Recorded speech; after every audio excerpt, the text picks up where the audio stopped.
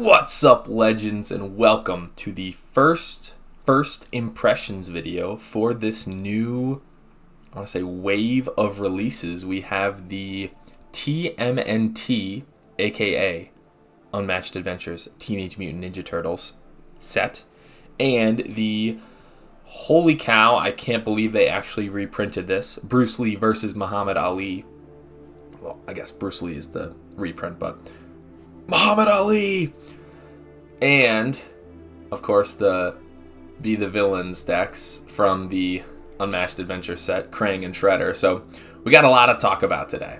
This is the first video, because I figured if Leonardo leads, he may as well lead the way. For those unfamiliar, or just a refresher of what this video format is, this is a first impressions video. So after a handful of games with the new set, I'm going to give you my thoughts and opinions on the new heroes, their cards, their combos and strategies, and just what I think about them. Of course, this is a small sample size of games, so, subject to change. I'm often wrong in these videos, and that is the fun part. Please let me know what you think in the comments below. Be nice. I'm sorry if I sound really nasally and or scratchy right now. I have my annual October sickness.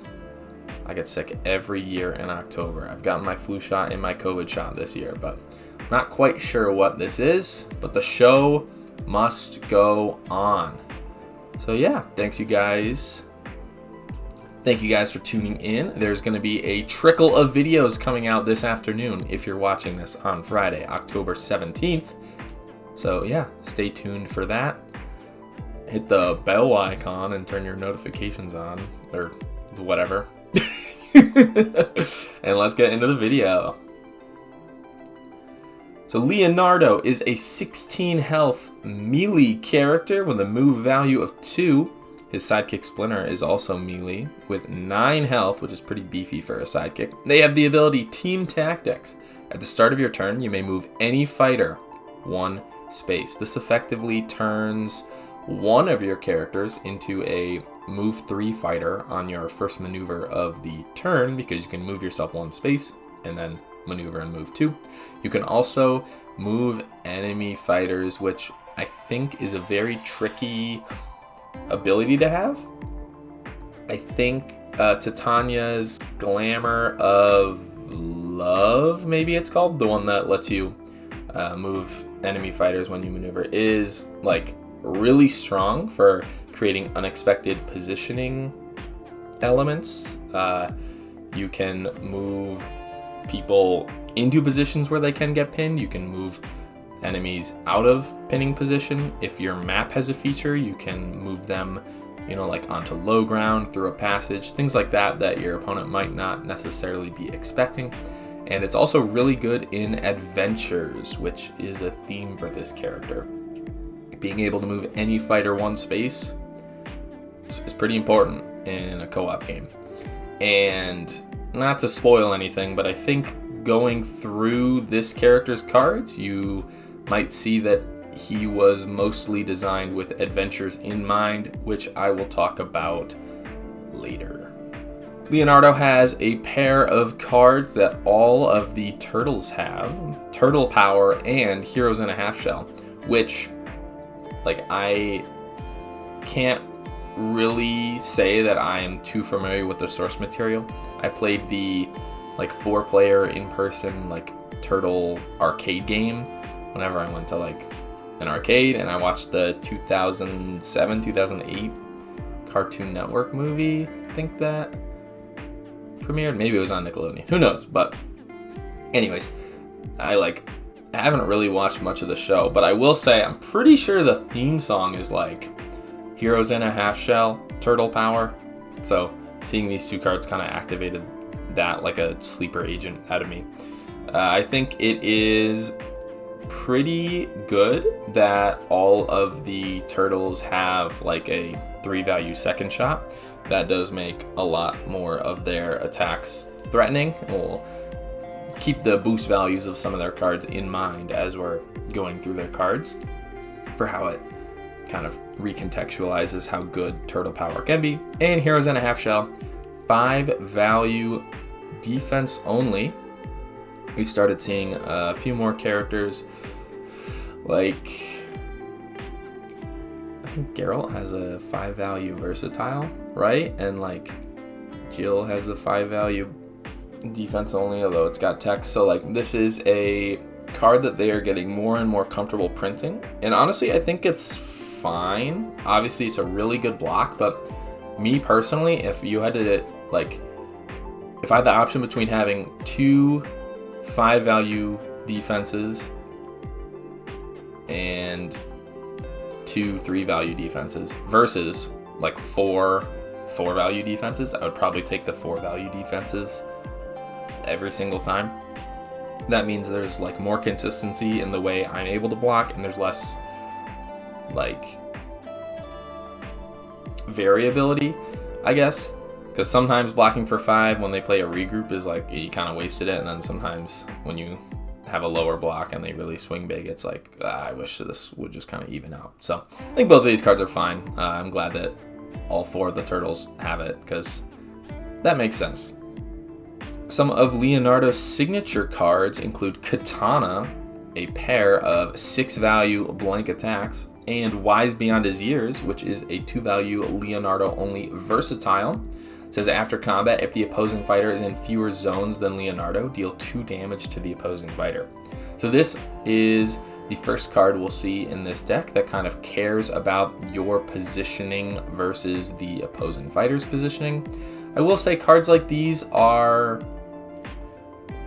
hit or miss sometimes. There are some maps where there's like no tri-color zones, so you like really have to leverage a specific 2 value or 2 color spot that's like adjacent to a 1 color spot, and you know your opponent can just play around it. It's kind of like the Miss Marvel problem. She had so many cards that were reliant on zones and positioning, and if your opponent knows your deck, they kind of just play around it, and then a lot of your cards just are blank. At least with Leonardo, you have the ability to move any fighter 1 space at the start of your turn. So you can set up where you move your opponent onto maybe a single zone space and then maneuver in on a dual zone space and then attack them with something. And if they attack you back, you have Wise Beyond Your Years, something like that is cool. And also just like a Katana, having 2 blank 6s to attack with, pretty good. Leonardo's signature scheme is Leonardo Leads, which we will notice has a boost value of 4, meaning turtle power can get to a 7. Pretty good. Leonardo Leads says move each friendly fighter up to 3 spaces, which in a 1v1 competitive game is just you and Splinter, but in a 2v2 and or Unmatched Adventures can move a lot more people. Then you get to draw a card.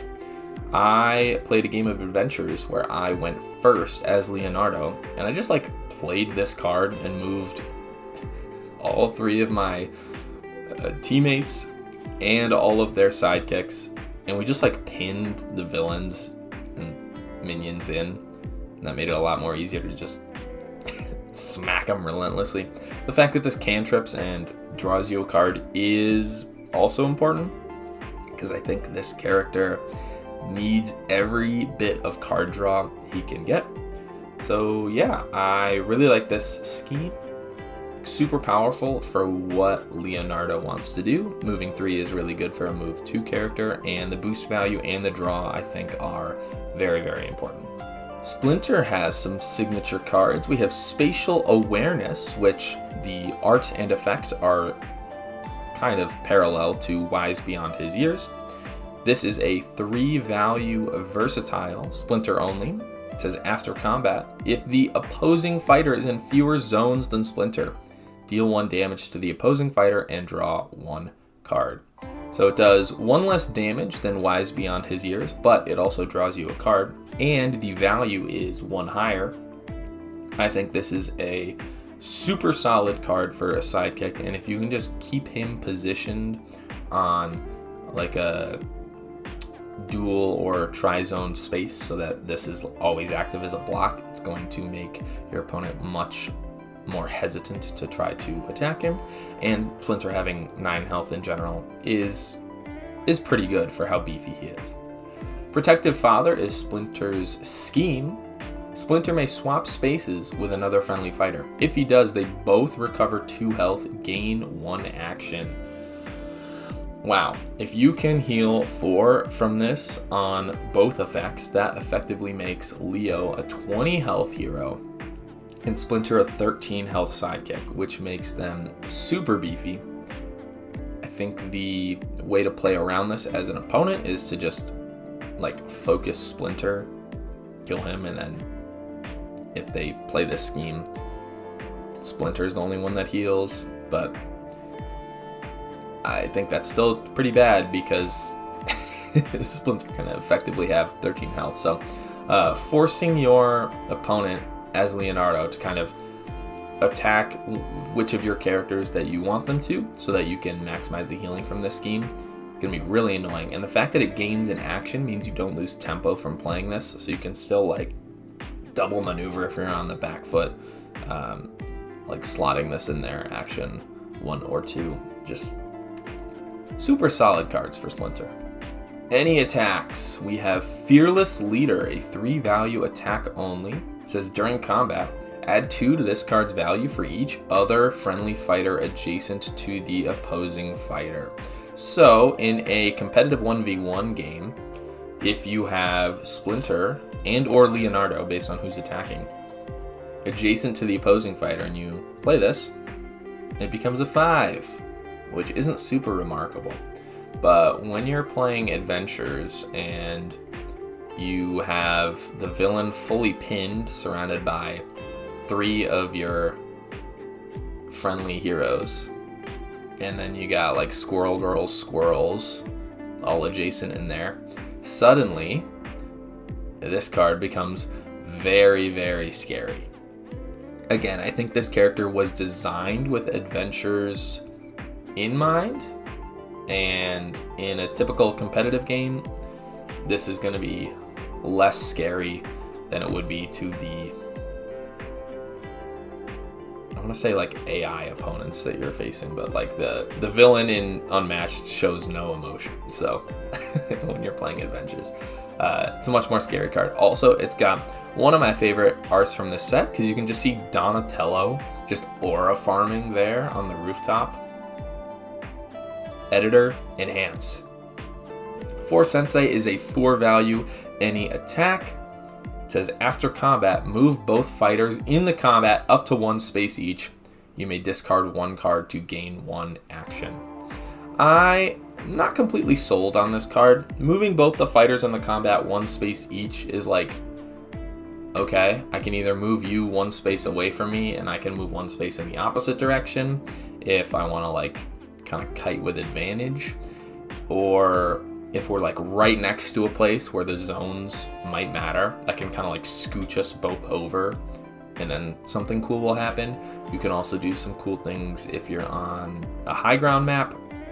So there's some interesting applications, although moving both fighters 1 space each when you're already like adjacent to them is slightly underwhelming. The second effect, you may discard 1 card to gain 1 action. Leonardo has one other card that's like this, where it's like you can discard a card to get this cool effect, and I just am not certain how it really fits in with his deck. He doesn't have an abundance of card draw to make these like discard for additional effects really worth it in my eyes. It means if you're gonna like play for this card, you kind of have to like build up a hand and let your opponent do their own thing for a couple turns, because if you are, I don't know, maneuvering, attacking with this card, discarding a card, and then like getting attacked back from your opponent, like you're not gonna have much gas to just like double attack them back next turn. And I don't know, you don't have any recursion, you don't have any like actual card advantage tools that like a card that like draws you 2 cards. You just have a couple of cards that just replace themselves. So at worst, it's like a 4-value attack that has like a tiny movement effect. But yeah, who knows? If you really are able to get card advantage over your opponent, I think the action gain might be super threatening. But at the same time, like if you attack into a skirmish and your opponent just moves away, like you just don't discard, and I guess you're kind of fine with that. Yeah. And we got some versatiles up in the house. We have Eat, Sleep, and Breathe Ninjutsu, 3-value versatile any. It says after combat, place each fighter adjacent to your fighter in another space in their zone. So this is a decent like combo / pin breaker. If you're using it on defense, you can move the opposing fighter away from you somewhere in the zone. You can also move them maybe to another spot adjacent to you depending on the board layout, where you can activate some of those if you are in more zones than the opposing fighter type cards. Yeah, it seems solid, I guess. It is reminiscent of the ninjutsu art from Electra's deck, but the name is slightly different and the effect is slightly different, so I understand why it isn't just called ninjutsu. I have a plan. 2-value versatile any. It says immediately, you may discard 1 card. If you do, cancel all effects on your opponent's card and ignore its value. This is like a super feint, but you have to 2-for-1 yourself in order to get the effect. And I guess I like that it is optional, although if you are not discarding for the feint and ignore effect, you're just playing a blank 2, which might not be good on defense, but I suppose if your opponent attacks you with like a regroup or something, or maybe just like a 3-value attack with a dumb effect, like you don't need to discard a card, and then it's fine that you block that. But oh boy, I have a planning a beast form or something like that. Seems super good. It also isn't terrible as an attack, because it's like free 2 damage and canceling their effect can also be kind of good. Yeah, it's kind of like a highway robbery in a sense. So yeah, not terrible, but I think not as solid as it could be. And lastly, we have Quick Strike, a 3-value versatile any. Just says after combat, draw 1 card. Kind of like Snipe, but it makes sense that the Turtles don't have Snipe. Love that you have 3 copies of this. This seems super solid on defense to replace itself and not go down super in the hole in hand size. So anyways, looking at Leonardo from the top down, I just am a little underwhelmed per se. He's got some stuff going on with the opponent being in more zones in them, but like not enough cards in your deck to like really make that like his main thing. And he's got like some powerful of like attacks, but it's like 2 6s, 3 maybe 5s, and a pair of 4s with a weird effect, and then like I guess just like a bunch of solid-ish defenses. It's a bunch of 3s really. So I think Leonardo, obviously designed for adventures in mind, but like he has a fate worse than death. He has a fate worse than death. I think he's not necessarily bad. I think he's just like extra medium, but he's boring. And that is kind of the main problem I have with him. Like, why would someone dedicate 15 games to really like getting to know this character when it really doesn't seem like there's too much going on below the surface? So, yeah, I guess I am just slightly underwhelmed by this character, but I think if this is the baseline we have for the set, and I'm telling you it is, a lot of the other characters are much more exciting. So yeah, let me know what you think of Leonardo and how well his cards kind of reflect his character from the show / games. And if you are going to be a day one Leo main. Good luck in adventures, I guess. So yeah, stay tuned for the rest of this afternoon. We'll have more first impressions for you. I say we, it's just me. At least on this channel. Go check out like Zero Skaters videos or something like that. So yeah, thanks for watching. Let me know what you think of Leo in the comments. And as always, hydrate, homies. That good water. Stay healthy, stay safe, and like, subscribe, and yay!